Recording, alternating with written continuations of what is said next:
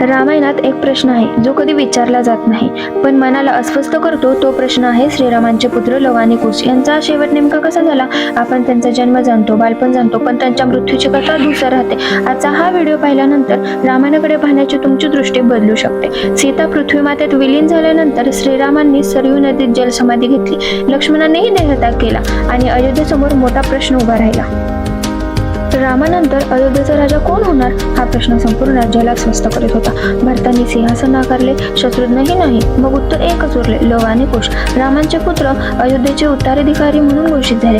लवाला उत्तर कौशल मिळाले तर कुशाला दक्षिण कौशल्याचे राज्य देण्यात आले. सगळे काही योग्य वाटत होते, पण रामायण इथेच थांबत नाही. लवाचा उल्लेख राजा म्हणून होतो, पण त्याचा मृत्यू हे कुठेही स्पष्ट उल्लेख नाही ना युद्ध, ना वृद्धत्व, ना कोणतीही मोठी घटना लव इतिहासातून नाहीसा होतो. आणि इथेच कथा अधिक गंभीर होते, कारण कुशाची कहाणी वेगळी वळण घेते. परंपरेनुसार रघुवंशातील राजा स्वर्ग रक्षणाची जबाबदारीही स्वीकारत असे.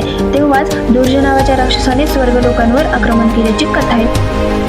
कुशाने युद्ध स्वीकारले कारण ते फक्त राजा नव्हते तर धर्माचे रक्षक होते. हे युद्ध शस्त्राचे नव्हते तर कर्तव्य आणि धर्म यांच्यातील संघर्ष होते.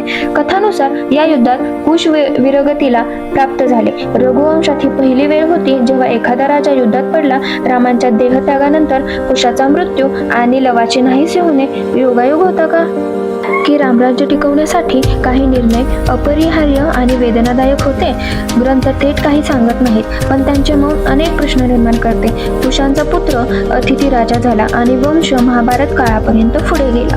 पण लव आणि कुश बालनायक असूनही कथेतून शांतपणे बाहेर पडतात. इतिहास नेहमी पूर्ण सत्य सांगत नाही, कधी तो आपल्याला विचार करायला सोडतो. लव आणि कुशांचा अंत नैसर्गिक होता की धर्माच्या ओझ्याखाली दडलेली किंमत. ही अशाच न बोललेल्या कथा ऐकत राहा. जय श्रीराम.